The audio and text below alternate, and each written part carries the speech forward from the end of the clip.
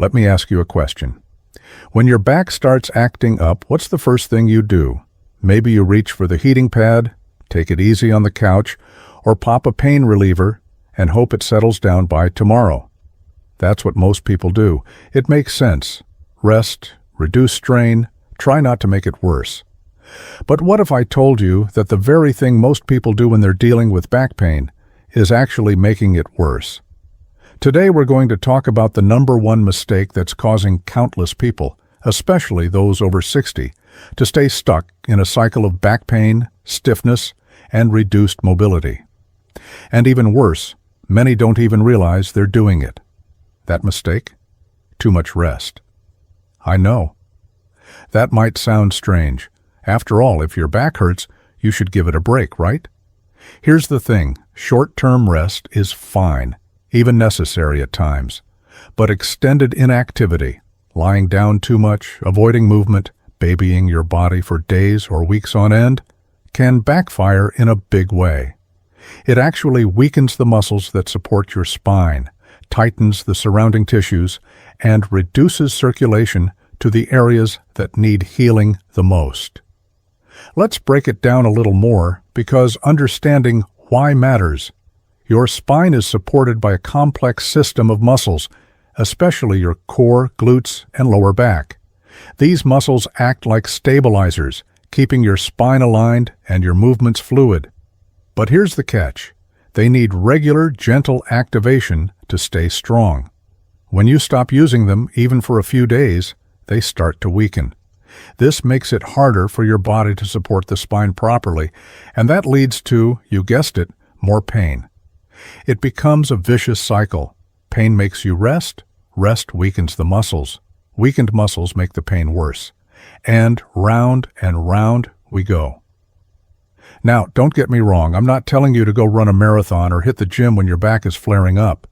What I am saying is this: gentle, consistent movement is one of the most powerful things you can do to ease back pain, not just for relief, but for long-term improvement.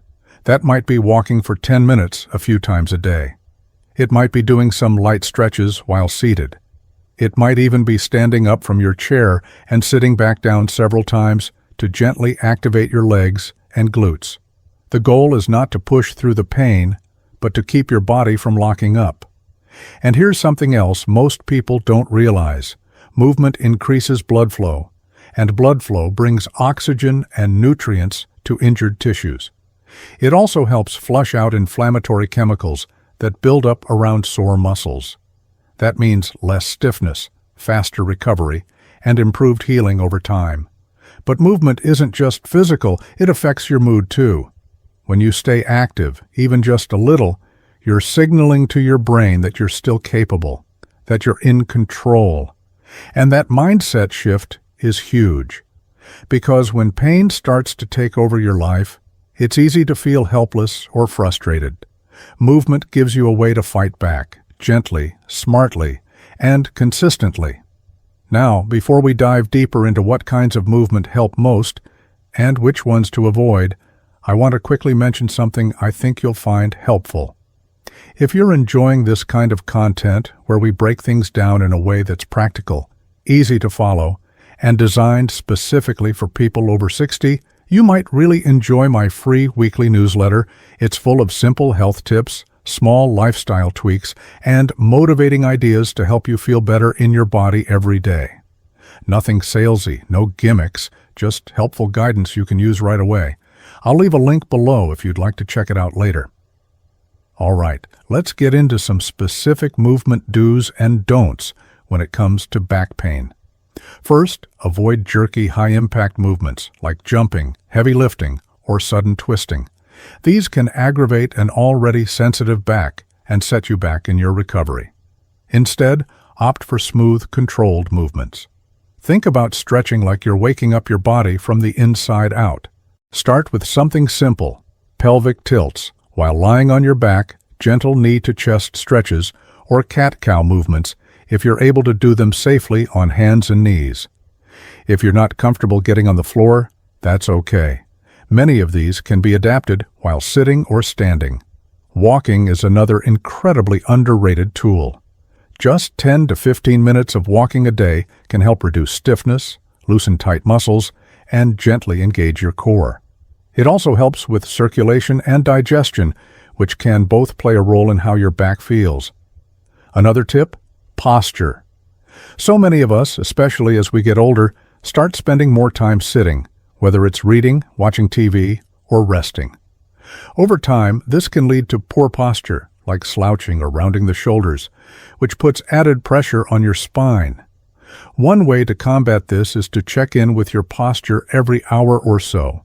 Sit up tall, engage your core just slightly, and keep your shoulders relaxed but not slouched. That small adjustment, done consistently, can help reduce unnecessary strain on your back throughout the day. Now let's talk about core strength. And no, I'm not talking about doing crunches. Your core is more than just your abs. It includes deep muscles in your abdomen, sides, and lower back that all work together to stabilize your spine.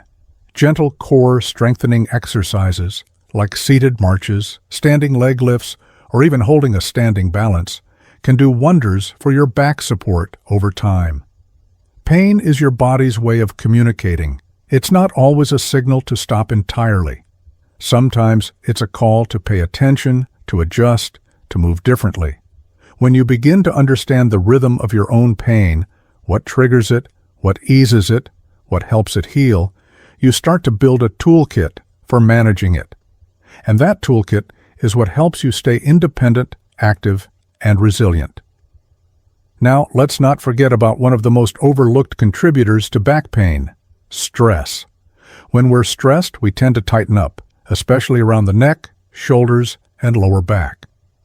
Over time, that tension can turn into chronic pain. Practicing a little stress management, like deep breathing, meditation, journaling, or spending time in nature, can make a real difference, not just mentally but physically too. Also, hydration.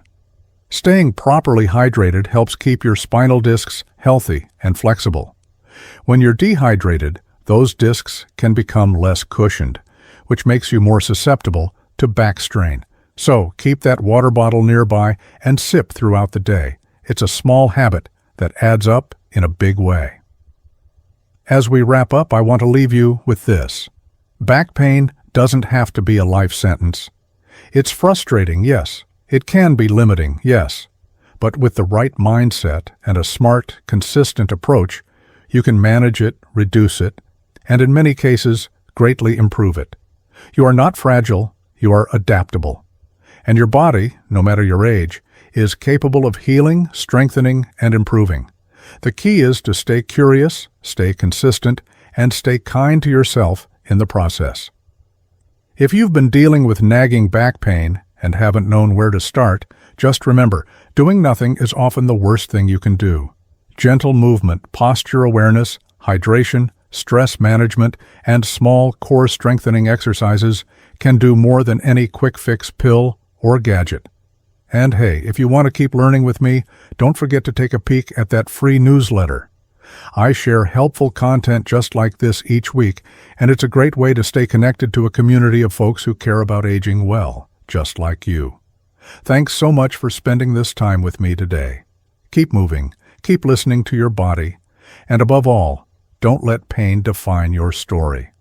There's a lot of life left to live, and you deserve to feel strong and supported while you live it. I'll see you next time.